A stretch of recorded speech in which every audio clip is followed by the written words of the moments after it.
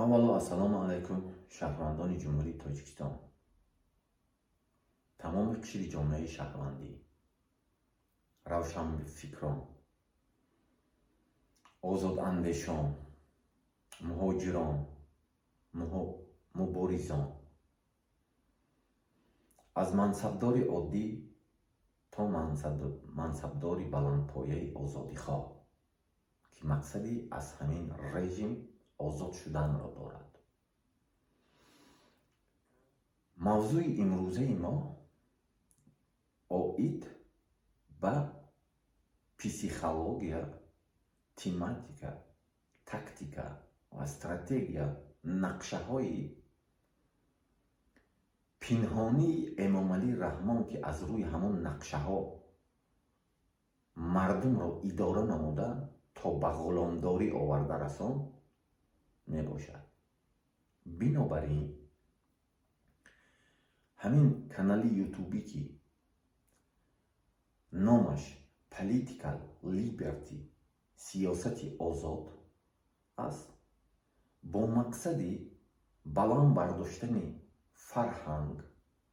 фарҳанги сиёсӣ, дониши сиёсӣ ва бархурдор будани мардум ва тамоми қишри ҷомеа аз ҳиллаҳои сиёсӣ ва бозиҳои сиёсии паси пардагӣ огоҳ буданашон мебошад. Бинобар ин, чуноне ки мо мавзӯи имрӯзаро гуфтем, чӣ гуна Эмомалӣ Раҳмон то ин дам ва бо чӣ роҳ ва бо чӣ нақша ҳамин давлатро ба ҳамин сатҳ оварда расон, ки давлат ҳамчун давлати демократӣ, ҳуқуқбунёд, соҳибихтиёр, дунявӣ ва ягона тибқи конститутсия эътироф карда шудаасту, аммо дар қолаби демократия диктатура ва ғуломдорӣ пинҳон шудааст. ин яке аз ҳиллаҳои сиёсӣ аст ва инро аз куҷо аз худ кардааст Эмомалӣ Раҳмон. солҳои 2001 вақте ки пас аз оштии миллӣ ва тақсимоти қудрат, Эмомалӣ Раҳмон ба яке аз давлатҳои абарқудрат ва яке аз давлатҳои пешрафта сафар мекунад ва дар он ҷо дар ҳамон як чорабинае иштирок мекунад, ки дар он ҷо аъзоёни ҳамон компанияҳое, ки роҳбаронаш компанияҳои шахсиянд, онҳо роҳбаронаш аз сиёсатмадорон, олимони соҳаи илми сиёсатшиносӣ иборатанд, вомехӯрад. дар он ҷо он шахсон ба ҳамаи давлатҳо нақша ва стратегияҳоро тартиб медиҳанд, ки аз рӯи ҳамон нақша ва стратегия роҳбарони давлат идоракунии давлатшонро ба роҳ мемонанд, вобаста аз ҳамон роҳбари давлате, ки он чӣ мехоҳад. дар он ҷо Эмомалӣ Раҳмон ба онҳо мегӯяд, ки ман соли 2001 ягон вақт мақсади қудратро ба каси дигар додан надорам ва бояд мардумро ҳамин хел созам, ки мардум ба ман бовар кунанд, мардум дигар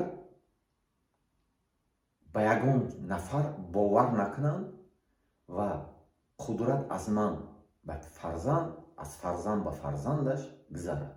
шоҳигарӣ, системаи шоҳигариро пешкаш мекунад дар он чорабинӣ. баъд онҳо бо Эмомалӣ Раҳмон шартномаи пинҳонӣ мебанданд ва намояндагони он компанияҳо ба тариқи ҳамчун турист ба Тоҷикистон мераванд ва Тоҷикистонро меомӯзанд. 3 моҳ дар Душанбе, 2 моҳ дар Хатлон, 2 моҳи дигар дар Бадахшон, 1 моҳ 2 моҳи дигар дар Суғд меомӯзанд. онҳо асосан чиро меомӯзанд? менталитети мардуми мо, рафтор, кирдор, сатҳи донишмандони мо, тамоми ҳамаи чӣ ҳамин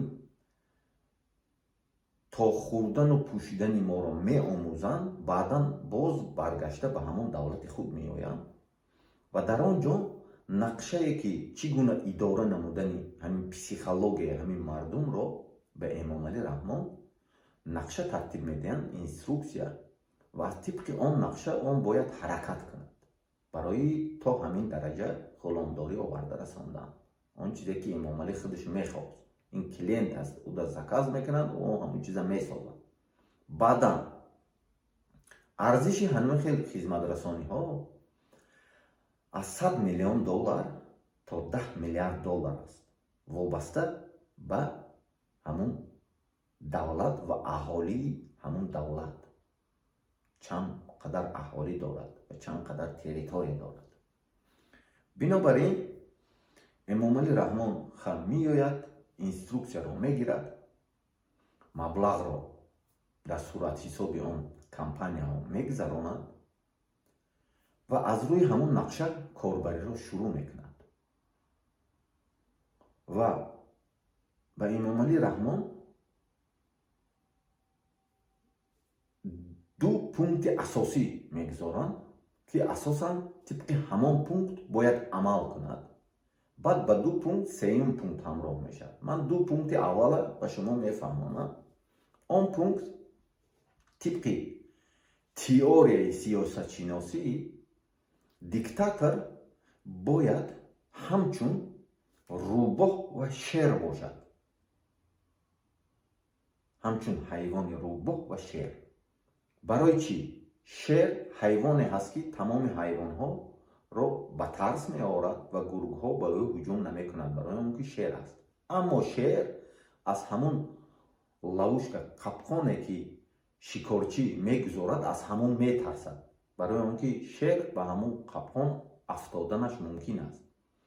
ва рӯбоҳ ҳилагар ки ҳаст, ҳамон ҳам қапқоне ки шикорчӣ мегузорад, фиреб метиҳад, мегузарад, ҳам гургҳоро фиреб дода зинда мемонад. бинобар ҳамин ду қолабро ба ӯ нишон медиҳанд ва ҳамчун атрибут, ҳамчун яке аз нишонаҳои тибқи қонунгузорӣ ба қонун Эмомалӣ Раҳмон ҳамонро ворид кардааст ва ҳар лаҳза, ҳар вақт ҳамроҳаш ҳаст.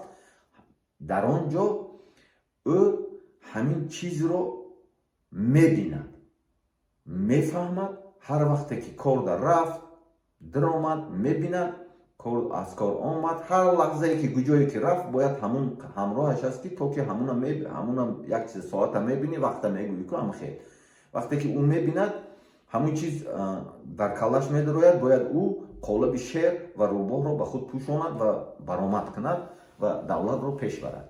бинобар ин тибқи ҳамон қолиб, ҳамон қолабе ки ӯ мепӯшад, якум нобоварӣ ба тамоми қишри ҷомеа.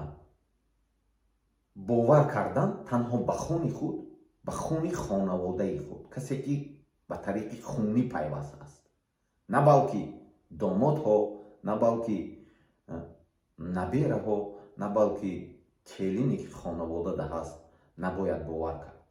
танҳо ба хуни ӯ танҳо медарод фарзандоне ки аз Рустам ва Сомон таваллуд мешаванд, онҳо хуни ӯро доранд, ба онҳо бовар мекунад, ба дигарош бовар намекунад. барои анаҳамақа бояд мардум аз ҳамин чиз огоҳ бошад ва тибқи теорияи сиёсатшиносони дунё,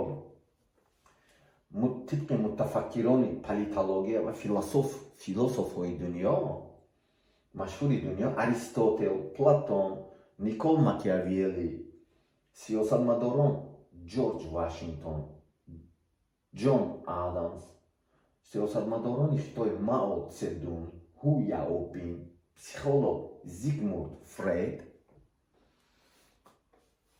тибқи ана ҳамон нобоварӣ бояд ба ҳеҷ кас бовар накунад ку ва тибқи ҳамон структураи давлатдорӣ ки давлат ба се шохаи ҳокимият тақсим мешавад, ҳукумат, иҷроия, суд ва мардум ки онро дар мардум мебошад. се шохаи асосии ҳокимият ки ҳукумат иҷроии суд аст. бовар накардан якум ҳама вақт дар наздаш, дар мағзи сараш бояд ҷо карда мешавад ки душмани рақами як барои Эмомалӣ Раҳмон ҳама вақт тибқи ҳамон теорияи сиёсатшиносӣ набояд ягон вақт ба армия ва мақомоти ҳифзи ҳуқуқ бовар кард. дуюм категорияи душмане ки тибқи ҳамон теорияи сиёсатшиносӣ ҳаст барои диктатор пешниҳод карда мешавад, набояд ба вазирон, ҳокимон, депутатҳо, мақомдорон бовар кард. дуюм душмани категория. сеюм категорияи душман ки дар мағзи сараш боз ҷо мекунанд, набояд ба равшанфикрон, олимон, соҳибкорон, лидерҳои маҳал, имом ва мутафаккирони соҳаи дин бовар кард. чорум душмане ки дар мағзи сараш боз ҷо мекунанд, набояд ягон вақт ба халқ бовар кард. ва тибқи ҳамин чор инструмент идоракунии давлатро ба роҳ мемонад. ва дар сабтҳое ки оянда мекунем мешаванд, ман ба шумо ҳар якта ҳаминро тибқи теорияи сиёсатшиносӣ ва практикаҳои сиёсатшиносӣ ки дар ҷаҳони муосир айни ҳол шумо мушоҳида намуда истодаед дар баъзе давлатҳо ва бо мисол овардан ҳатто аз дохили ҷумҳурии Тоҷикистон низ ба шумо пешниҳод мекунам, мефаҳмонам ва исбот мекунам.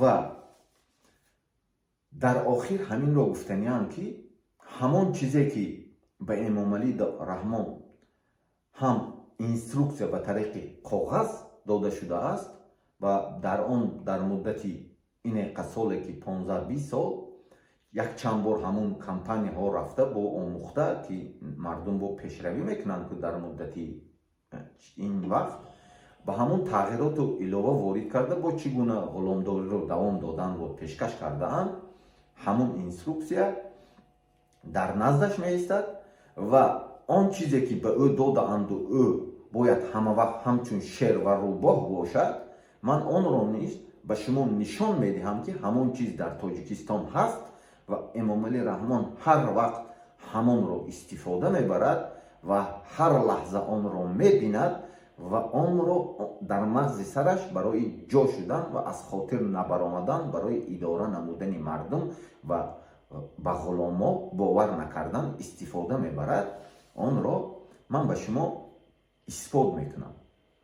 бинобар ин чуноне ки дар сабти пешина ваъда дода буданд, чӣ гуна Эмомалӣ Раҳмон терроризми байналмилалӣ ки доиш аст дар тамоми давлати дунё эътироф карда шудааст ва чӣ гуна аъзоёни онро, аъзоёни хонаводааш ва генералҳо ки аз данғара ҳастанд сарпарастӣ мекунанд доишро аз ҷониби худи ӯ ва фарзандаш ва дигар генералҳое ки ба ӯ вобастаанд ва аз минтақааш сарпарастӣ мекунанд, онро низ ман ба шумо ваъда додам бо сабти видеоӣ бо далел пешниҳод мекунем. бинобар ин шаҳрвандон, имрӯза мавзӯъ ҳамин буд ки ба Эмомалӣ Раҳмон бояд аз рӯи сиёсати пешгирифтааш, психологияш, идеологияш ва дар мағзи сараш ҷо кардан ду идеологияро ҷо мекунанд, пӯшидани ҳамун ниқоби шер ва рӯбоҳ, бовар накардан ба ҳеҷ кас, ба ягон қишри ҷомеа ва 4 пункти душман ки ба шумо тибқи теорияи сиёсатшиносӣ гуфтам: армия, мақомоти ҳифзи ҳуқуқ, мансабдорон, мақомдорон, депутатҳо, ҳокимон ва дигарҳо ки дар мансабҳои давлатӣ кор мекунанд. сеюм олимон, равшанфикрон, мутафаккирони дин, озодандешон чорум мардум аст. гуфта гузаштем дар сабти оянда ҳар як ҳамин чор категорие ки ӯ ба худ ҳамчун душман дар идеологияш ҷо мекунад, диктатор, ман ба шумо ба тариқи илми сиёсатшиносӣ ва практически ки ҳамин чизо рух додаанду шудааст ва гузаштааст, шумо мушоҳида кардаед, гуфта мегзарем бо исботи худ. раҳмат ба диққаттон. ба канали мазкур обуна шуда ба дигар нафарон тақсим намоед ва лайкҳои худро гузоред. раҳмат ба диққаттон.